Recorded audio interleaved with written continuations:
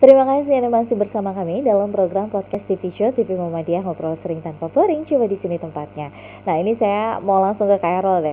Kak, kalau kliennya selama ini itu lebih cenderung laki-laki atau perempuan, Kak? Kalau di kita sih kebanyakannya perempuan ya, cewek. Oke. Ini sebenarnya ada karena kecenderungan perempuan itu gampang meluap-luap, gampang emosi atau gimana sih, Kak? Ini pandangannya Kak Errol aja. Iya, kalau dilihat sih beda ya untuk perempuan dan laki-laki. Kalau laki-laki kan mereka cenderung gimana ya, mereka melihat pengetahuan saya lihat dari praktek saya aja. Mereka itu cenderung di bawah santai aja. Kalau cewek perempuan itu kebanyakan mereka menggunakan batin mereka untuk menghadapi sesuatu seperti itu. Misalnya gini, contoh aja, kalau misalnya putus cinta, putus cinta terus kayak gimana ya, kalau cewek itu kan mereka berlarut-larut ya, wanita itu kan biasanya mereka galaunya berlarut-larut, buru jadi sama, nangis seharian, gak mau makan. Ya kalau cowok mereka santai-santai aja gitu, mereka menanggapinya gitu. Oh. Oke. Nah, tapi kalau misalnya kita pengen mendaftar jadi klien, itu harus gimana sih, Kak? Oh iya, nanti ada formulir pendaftarannya, nanti ada beberapa pertanyaan.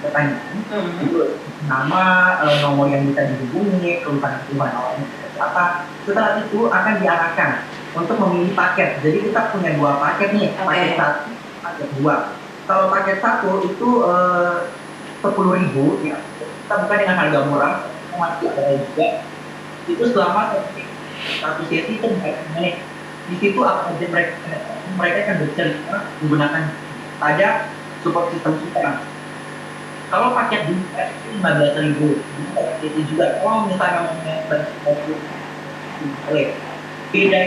bedanya paket 2 dan paket 1, paket 2 ini dia bisa mendapatkan mental challenge, kemudian mood tracker gitu. Jadi bisa mengawasi perkembangan moodnya dia, mentalnya dia itu selama seminggu, selama sebulan itu seperti apa gitu. Dia juga bebas untuk bercerita selama waktunya dengan support system kita. Gitu. Oke. Ini ada ini nggak sih, Kak? Ada maksimal sesinya gitu, Kak? Misalnya untuk satu orang itu maksimalnya 10 sesi ya? Atau nggak ada batas waktunya? Nggak ada sih. Kalau sejauh ini kita nggak ada batas sesinya berapapun. Gitu. Kalau misalnya dia mau ikut 10 sesi untuk mantau perkembangan dia dari awal, juga boleh. Oke.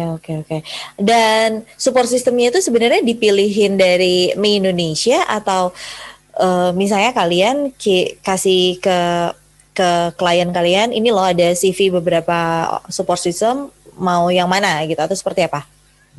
Kita pilih, kebetulan kita kan sudah open recruitment untuk untuk support system kemarin. Jadi itu memang kita pilih sendiri, kita melakukan seleksinya sendiri, tapi memang itu beberapa kualifikasi atau syarat ketentuannya sudah diperketat gitu. Karena kan memang membahas tentang psikologinya adalah hal yang sensitif. Itu teori. Oke. Nah kalau misalnya data klien kayak gitu berarti dirahasiakan? Dirahasiakan, tidak boleh dibocorkan kepada siapapun. Jadi aman, privasi kita aman. Oke. Waktu sesi sama klien itu gimana, Kak? Ditentukan dari kakak atau berdasarkan ini aku bisanya hari ini jam segini ya, misalnya kata kliennya gitu. Jadi nggak mesti tentu tuh. Atau gimana? Oke.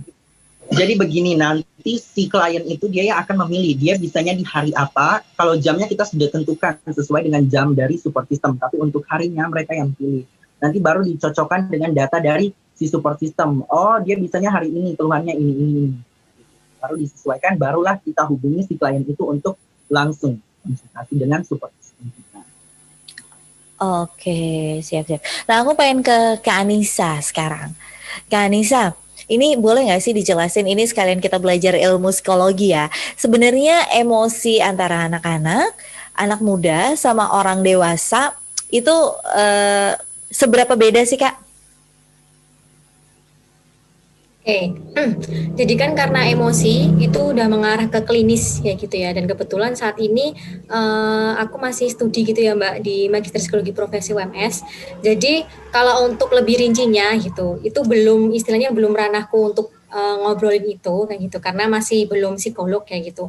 Tapi untuk gambaran umumnya kayak gitu ya, untuk anak-anak, remaja dan dewasa itu pasti berbeda kayak gitu Mbak. Nah, jadi kalau untuk anak-anak kayak gitu ya, biasanya itu karena dari pengaruh gitu ya lingkungan kayak gitu. Misal lingkungan terutama di keluarga kayak gitu. Jadi dia role play ya gitu ya. Jadi mengikuti orang dewasa. Misal ketika lagi ngapain, oh ternyata misal ketika sedang ambil minum. Oh ternyata pas ambil minum ekspresi misal dari orang dewasa tersebut seperti ini dan yang lainnya. Tapi ketika remaja itu biasanya lingkungan faktor sebaya ya kayak gitu, teman sebaya kayak gitu. Jadi otomatis teman sebayanya seperti apa sih? Yaitu berarti si remajanya itu. Biasanya lebih kuatnya di situ. Nah, tapi kalau udah dewasa, nah dewasa ini ada banyak. Jadi ada dewasa awal, tengah, dan madya. Nah, kalau madya ini kan lansia, ya gitu ya. Jadi karakteristik antara dewasa awal, madya, dan lansia ini ya madya ini dan tengah itu juga berbeda lagi. Nah, kalau untuk madya otomatis kan mungkin pernah dengar juga ya Kak kayak gitu. Jadi kalau lansia itu kayak kembali lagi ke kanak-kanak misalnya gitu. Nah itu memang sudah ada penelitiannya juga kayak gitu. Oke, dan pasti juga pendekatannya ke masing-masing orang seperti itu pasti akan beda-beda ya. Nah, Iya, kalau Kak Anissa sendiri nih, kan kalau zaman sekarang kita kita ngeliat contoh kasus ya Kak, ini biar dibedah sekalian.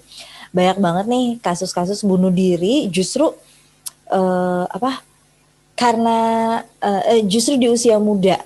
Kalau Kak Anissa boleh tanggepin, sebenarnya nih ada apa sih fenomena apa sih Kak gitu?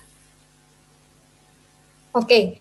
Kenapa biasanya anak muda kayak gitu ya? Karena anak Hmm. muda itu banyak ekspektasi, banyak Oh, harapan. Tetapi mungkin ketika kenyataannya seperti apa akhirnya berbeda kayak gitu sih Mbak. oke. Jadi itu yang menyebabkan dia sendiri sampai akhirnya nggak ngerti gitu ya. Ini sedang apa sih dia sedang ngerasain apa sih gitu. Ditambah lagi mungkin dia bertemu dengan teman curhat yang salah gitu. Ada nggak sih teman curhat yang salah menurut Kak Anissa? Ada, Hmm. ada. Jadi bisa cerita ya, misal cerita tuh cerita tentang kok aku lagi ngerasa gini ya, gitu. Aku Heeh. ngerasa gini. Apa aja dia rasain misal. Jadi Heeh. kadang temen tuh hanya kepo, tapi dia nggak kasih saran misal, nggak kasih Ah. solusi yang tepat misal kayak gitu. Jadi mak Heeh. kepo, kamu ngerasain apa aja sih misal. Oh itu berarti kepo doang teman-teman yang kepo. Hmm. Tapi ada juga yang bilang, ih kalau aku lihat di internet kamu ini loh, kamu masuknya depresi loh. Ada juga yang kayak gitu. Hmm. Jadi nanti bikin was-was, bikin overthinking lagi ke orang yang cerita tadi. Ada juga yang kayak gitu Mbak, kayak gitu. Oke, berarti sebenarnya pintar-pintar kita juga untuk mengetahui sebenarnya yang bisa diajak cerita itu siapa-siapa aja. Jangan sampai kita asal sembarang curhat, asal sembarang cerita, karena belum tentu juga dia bisa menjadi problem solving kita gitu ya. Iya. Mm-mm.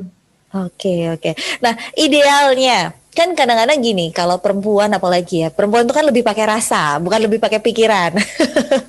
Nah, saking dia pakai rasa, dicerita sama semua orang. Sampai pada akhirnya dia mendapatkan input yang berbeda-beda. Kalau kayak gitu baiknya gimana sih, Kak? Nah, ini ya.